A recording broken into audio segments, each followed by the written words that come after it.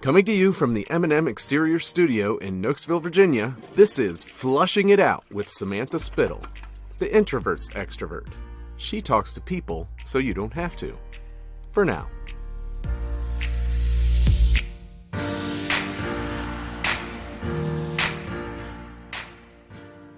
So how did MSD become MSD? Which I love. Well, have you ever done the Strengths Finder?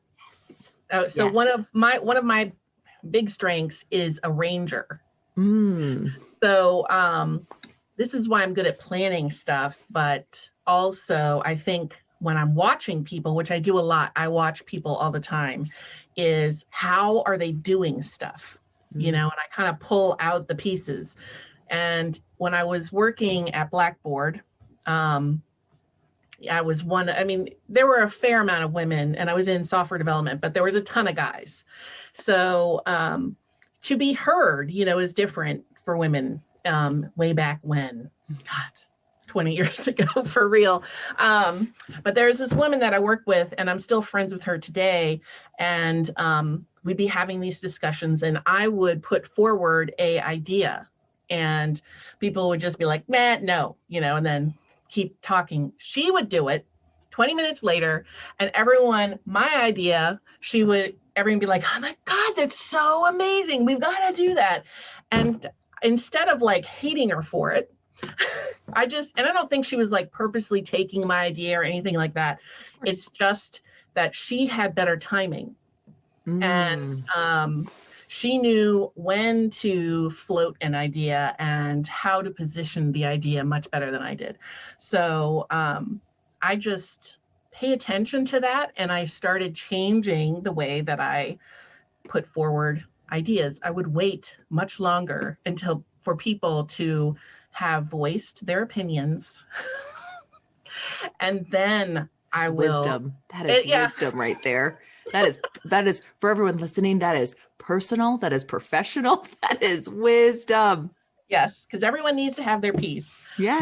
But that's just an example. I do this all the time. I am a people watcher. I don't just do it to make fun of them, although I do that too. I do it because I watch how people are more successful than me, how they operate. And then I try and kind of replicate more the framework of what they're doing, not exactly what they're doing. You know what I'm saying? Yes. And it's so brilliant what you said about like, you could have hated her. You could have said, that's not fair, and gotten stuck in that negative place that we so often do, versus really saying, okay, I'm going to learn that and replicate it.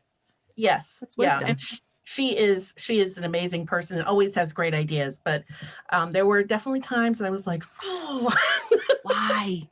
Yeah. Yep. Did that answer your? It did. Okay. Yeah. Like that's the thing I love, because you have a corporate background.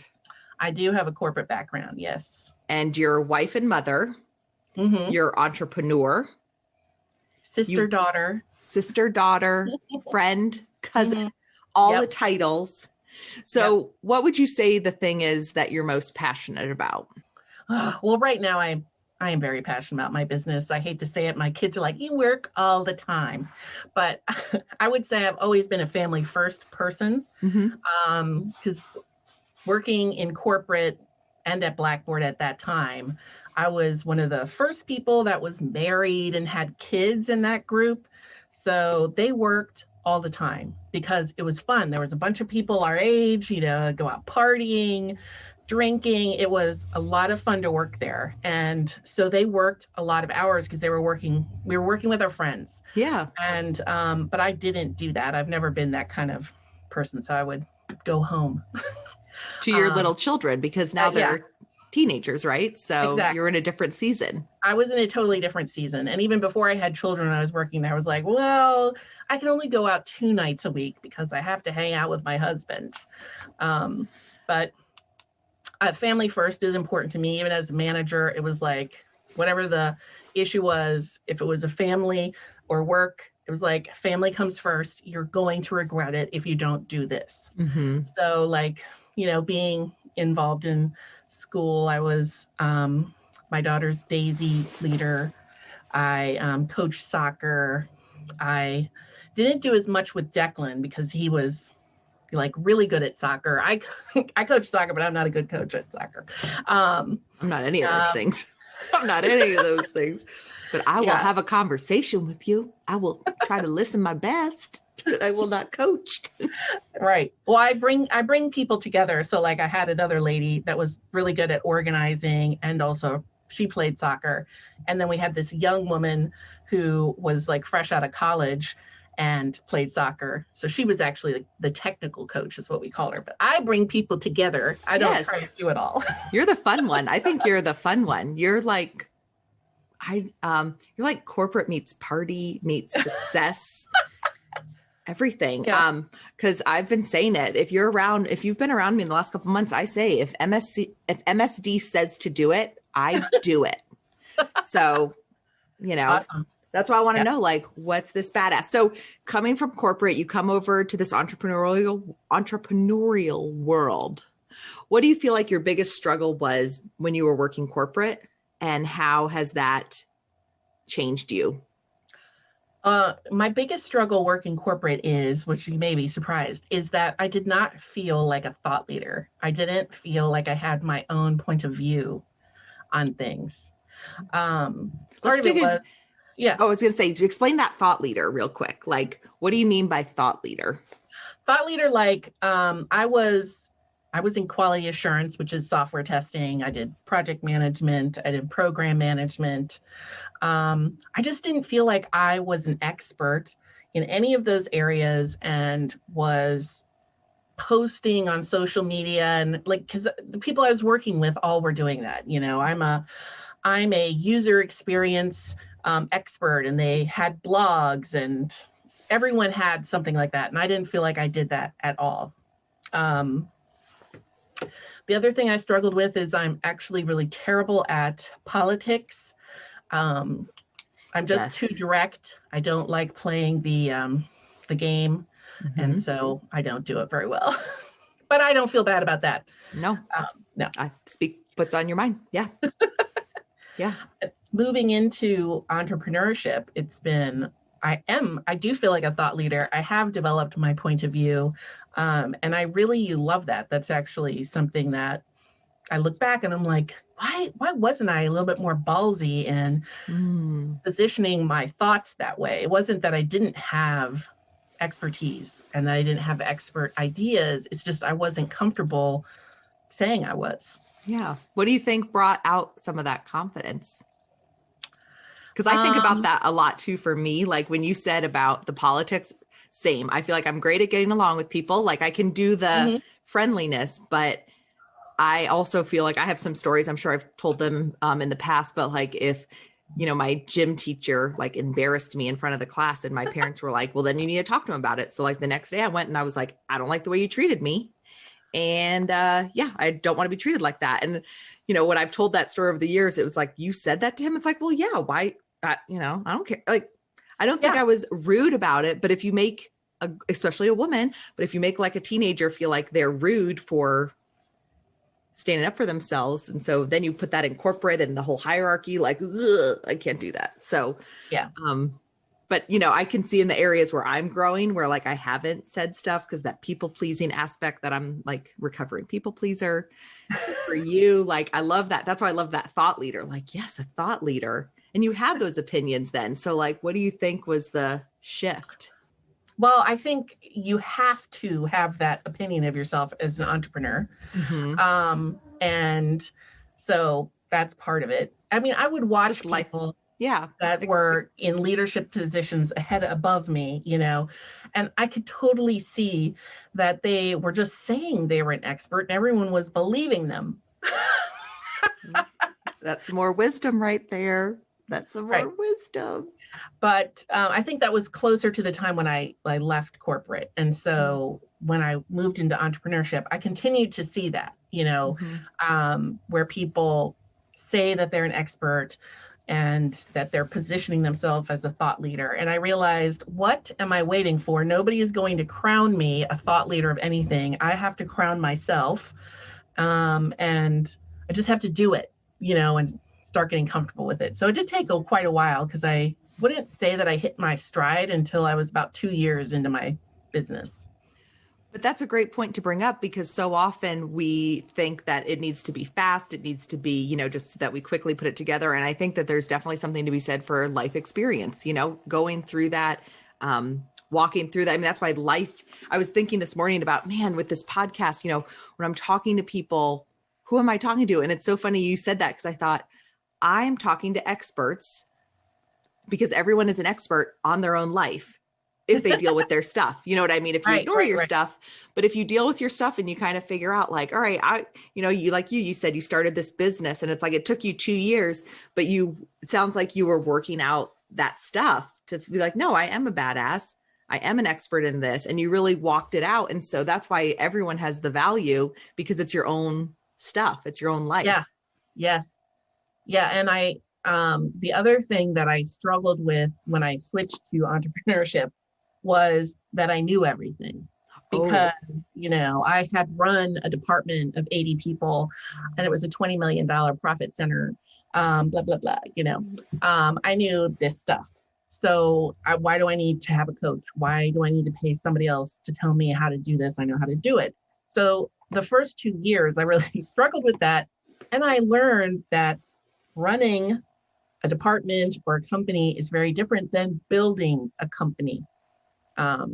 The skills you need are different. And so because I know a lot of founders, Blackboard spun off a lot of small businesses from people that worked at Blackboard and went off to start their own companies or were hired on as the CEO of the company. So I know a lot of people that run businesses, but they were not the same kind of business I was trying to start, which was a service-based business. I'm bootstrapping it. I did not want to go into debt to set it up, whereas all those guys and some women were getting funding because it was a technology kind of company. And their suggestions were helpful, but they were not actually applicable to the kind of business that most of us are starting. Mm-hmm. So, that took a lot of time for me to realize that what I'm trying to do, I've never done before, and I need to actually talk to people that have done it before.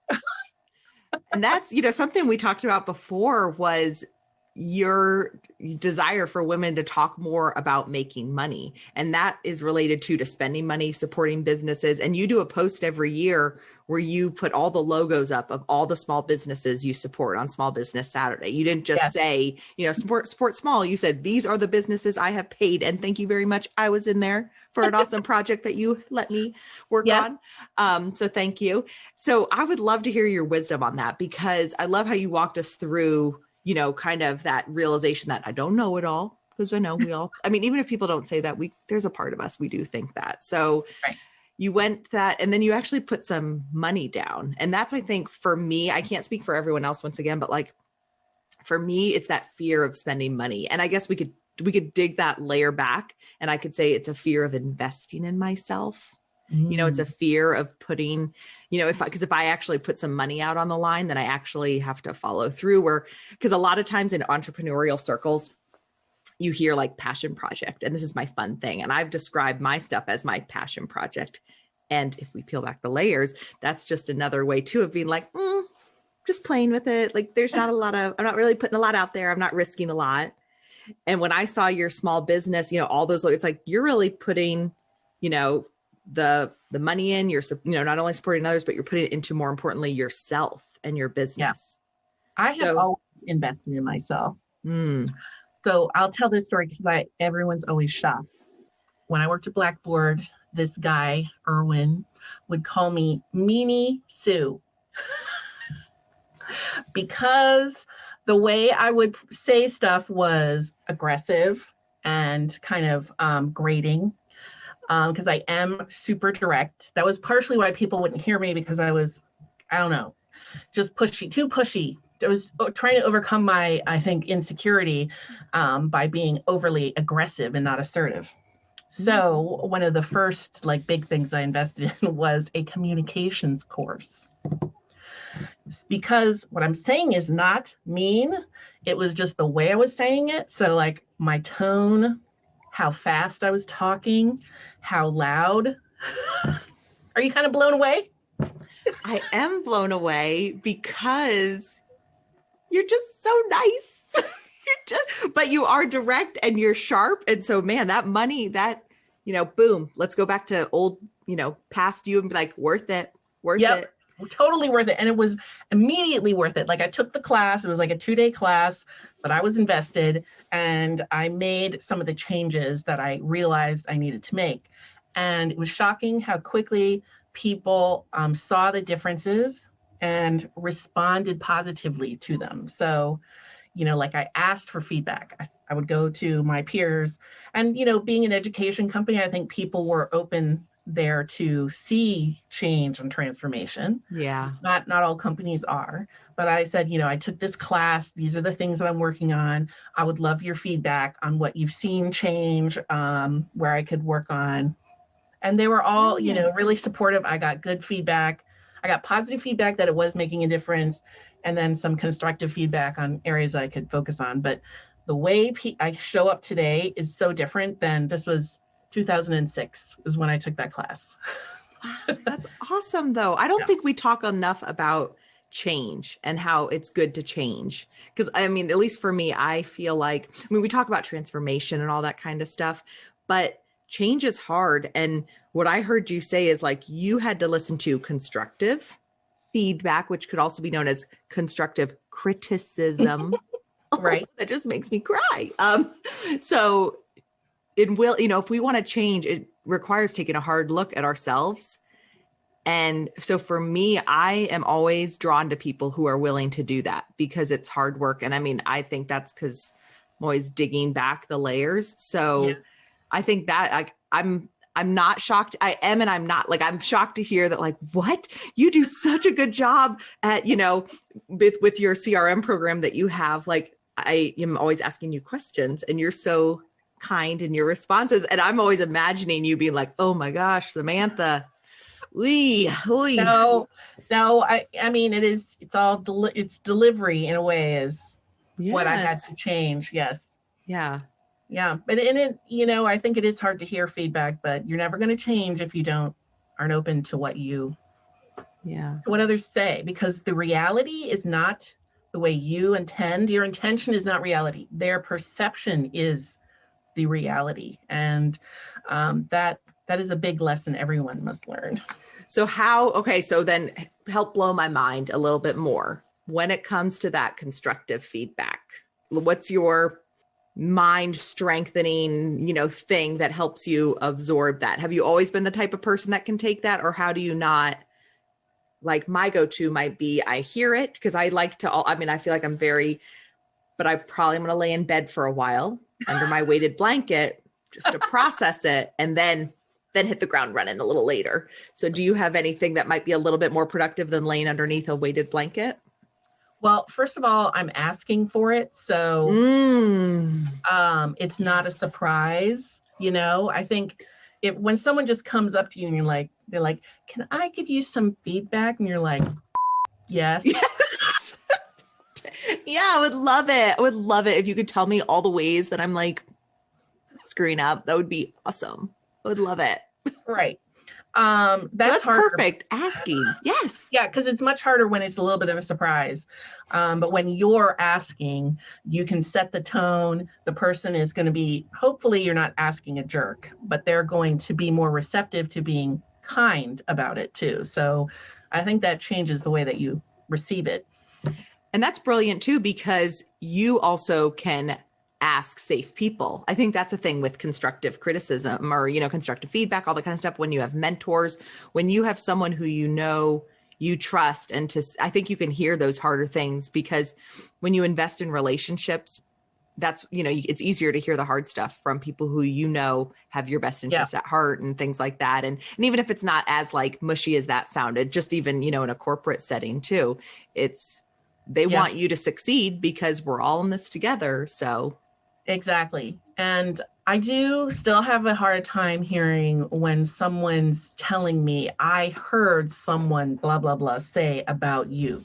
I hate that. I do get defensive with that more than if someone were to say, I'm struggling with what you're doing and this is how. you know. And that's a great piece of advice though, to throw. That's like a great random thing to throw out into the world, which is, and I heard this somewhere, it said, when you tell someone something bad that someone else said, it actually reflects more on you than even on that person.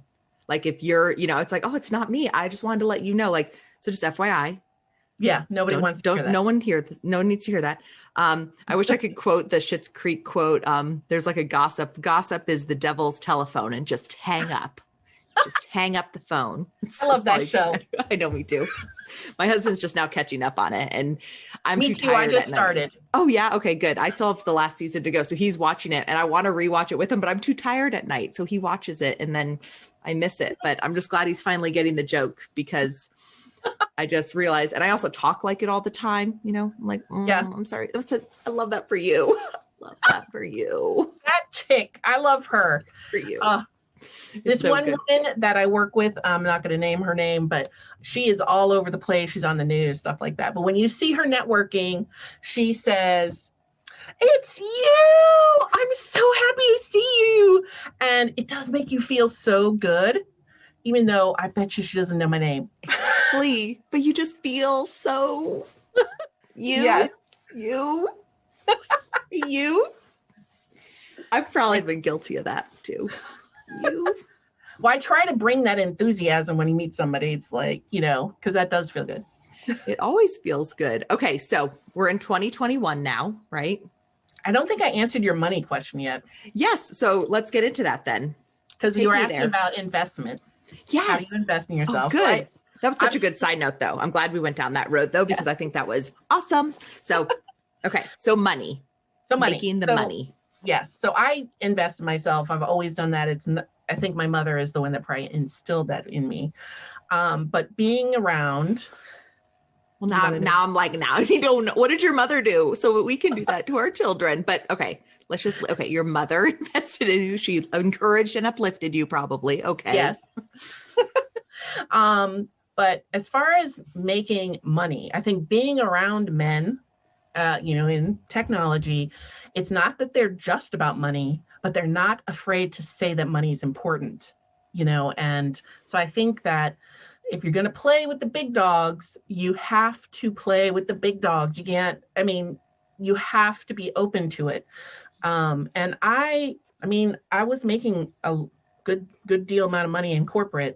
I want to make the same amount of money now. I have 2 kids that I hopefully will be sending to college. And I want to be able to help fund that.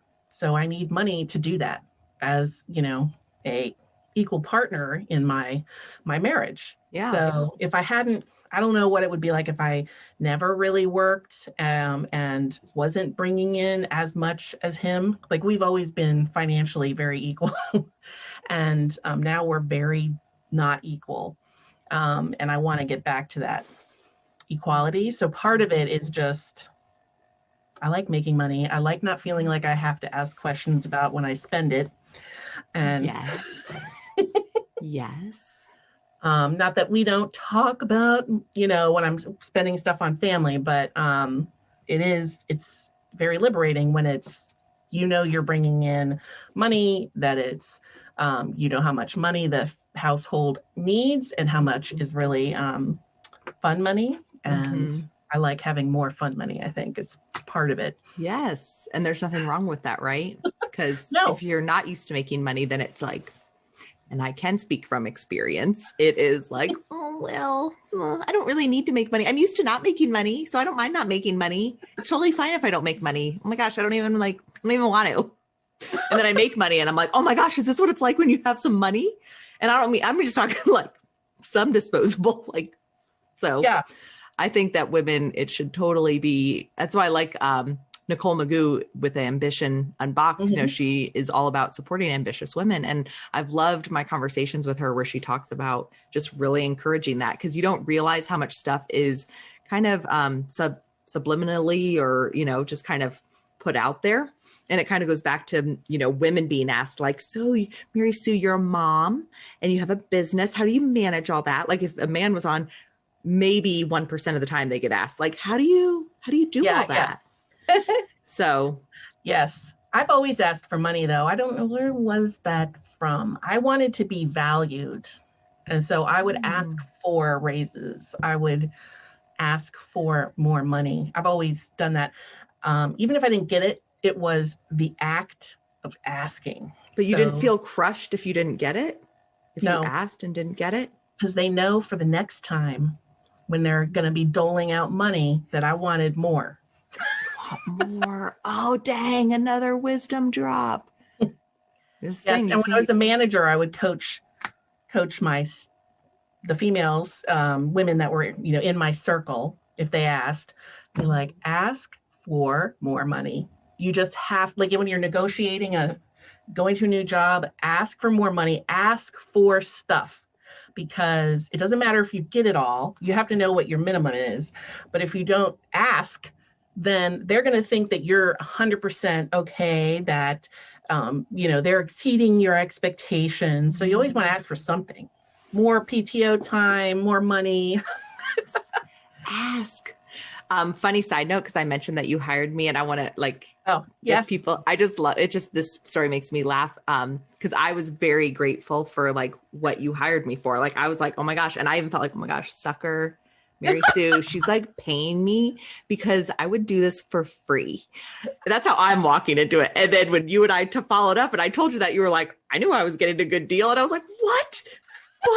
Such a good lesson for me, and totally fair. Very happy with the way it all worked out. Thank you very much. But to me, that just is such a good reminder to me that here I was like, oh my gosh, thank you so much. I almost felt like I was scamming you out of money. And man, that's some shit I have to unpack. Why am I feeling that way? I got to work on that because I'm worth it, right? I am. You are worth it. Well, and also I think as business owners, we should be assuming a minimum hourly rate is $50 an hour. So when I came up with the amount I paid you, that's what I had in my head. And I was like, it is at least going to be 4 hours, if not more. Totally fair. It was totally good. But like I said, I'm coming from the place of I don't know, do you want to pay me 20? Do you just want to take me out to lunch? Do you just want to go out to lunch one day? And that would be fine. So that's where I need to get that's why I need to pick the brains of the business women who have been in corporate. Because that's the thing, with people listening, and why I love kind of picking all the different brains is we all have such different life experiences. And to you, it's just second nature. You've worked with all men, you go through these raises, you ask for money. Or to me, it's but didn't you cry when they said no? Didn't you question your worth when they said no? No. I would always just say, what's the worst case scenario? They can't fire you, or that's not what they're going to do. Yeah. They don't give it to you. That's it. That's it. What is the worst case scenario? I will say I do struggle with pricing my own stuff as a business owner, just like everyone else. And I probably charge a little too. I could charge a little bit more, but I have to get comfortable with it too. Yeah. And I take the route of where, I'll start with a price. And if people are saying yes, then I go 3 or 5 people and then I increase it. So, but I have that in the back of my head that I want to increase it, That's smart. So I don't just stick with it. That is smart. All right. So you said something when you were working in corporate and you would have women on your team. So men, you can listen to if you're listening. But as we wrap it up, what are some of the main, because you gave me lots of good nuggets, but what are some of the main things you focused on when you were kind of had them in your team? Because now you still do that. For me, every time we talk, a lot of these nuggets, they're things, that's why I kind of shared the whole pricing thing with you and me, because that was that conversation was framed as helping me to step into my, confidence and whatnot, and my, getting what I'm worth. So I appreciate that. Thank you. So kind of, what was your kind of main thing? So the money, really encouraging women to make money. Is there anything else, or that you're kind of go to, whether it was corporate or now in the entrepreneurial world, that you really want to pour into women? Yeah. Well, I think, just ask for money. You are worth something. And I think as entrepreneurs, we should be trying to make at least $50 an hour minimum, but it probably needs to be closer to 100. For the other thing is, I'm saying I have more confidence now, which I do, but even when I was managing women, I would focus on how you're coming across as a confident person, so the words that women use, I try not to, like, I just, or please, like the wording of emails makes a difference. So I'm not saying that you should be overly aggressive at all, but you don't position requests, like kind of the ask forgiveness model is better. And that is, it's better to beg forgiveness than ask permission. Yes. Is that it? Yes. Oh, that's the best. Yeah. Women ask permission way too much. And so that would, when I manage women, that's what I would coach them on a lot, is like, don't ask. And I tell my kids this too, and then they do it and I don't like it, but don't ask me if you can do something. Tell me what you're going to do. And then I will respond. I mean, kids, they should really be asking, but I want them to be more comfortable just doing what they think is right, because that's the way I'm raising them, right? I think they make good decisions for the most part. I feel like that's similar to the way I was raised too. So yeah. I don't know if I'm doing that. Permission way too much, and they do it in the word choices as much as may I do. So I would pay attention to that. And with writing emails, because I'm guilty, like I write an email and my first draft is always like, I just, because I heard that tip somewhere too. And so I write it and I see it. I'm like, I was like thinking, and then I go back and I take out so much of the qualifiers. I've been using that word a lot lately, qualifiers. I was thinking, and I just take it all out and it's like, I think. I know. And I think I is another one. Like if you're using I a lot in your writing, it can come across as less confident. But you can Google, I know. Wait, what's the solution? I don't have a good example in my head, but you don't always have to be starting out with, I think, blah, blah, blah. It could just be like the way we should do this is. Yes. Like this is just fact. But yeah, you can Google words that especially women use too much, or the way they use it wrong. Not wrong, but it just diminishes you, I think, with that. And there I am, I'm using the qualifiers. But look, I'm like, I'm so nervous. I know I need to look into that, but I'm so nervous. But if I want to step up my game, then I got to look into it. See, I always have these conflicting voices where I'm like, okay. And the other one is apologizing. You still like, I'm sorry I'm late. I just had to take care of my blah, blah, blah. It's like, no, just show up. Nobody's going to ask. Just show up. Stop apologizing for being late, for wanting money, for wanting more, whatever. Like just show up and start. I think we always feel like we have to kind of set the stage a little bit. But I had women that worked for me, and because they had kids, I'd take them to a doctor's appointment. They were late, whatever. They would come to a meeting late, and then they would give you this dump of all the stuff that had happened to them that morning. And it's like, shut up. Nobody needs to know that. Well, it's not that we don't care, but you say that to your friends. You don't have to say that when you join a meeting. When you join a meeting, don't do that. Yeah. I got a tip once and it said, instead of apologizing, thank them. So instead of saying like, oh, I'm so sorry I'm late, you say, thank you for your patience. Yes. Yes. I was like, that is good. Because then you're just like, thank you. That's why I like, thank you for your understanding. I'm going to tell you in advance that I appreciate your understanding.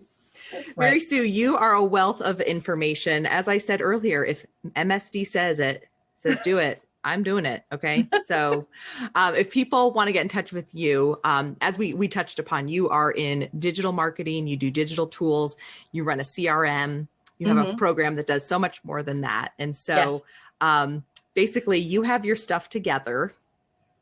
And so you are a great resource as, not just someone that people can listen to your wisdom, but if they need digital tools for their business, how can they get in touch with you? Yes. So if you go to my website, worksmarterdigital.com, you can learn more about what I do. You can also see a demo of the software and how it can help your business.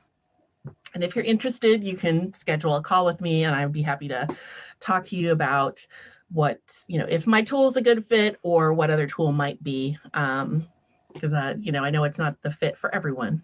And if you are a future guest on the podcast and you get emails from me, oh yeah, they're all your coming schedule, from. yeah, they're all from Mary Sue's Work Smarter Digital. So Mary Sue, thank you so much for all of your advice. I think that, we say it a lot, so it almost sounds like a cliche, but we truly are better together. And I think when women especially kind of put their heads together and share ideas and support each other, not just emotionally, but through business.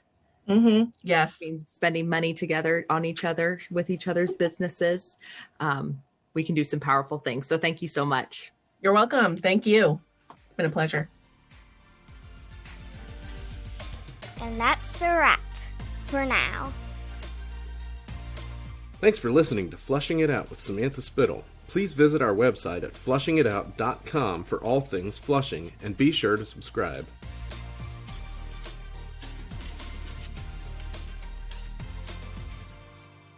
This has been a Spitfire production. That was the greatest thing I've ever heard.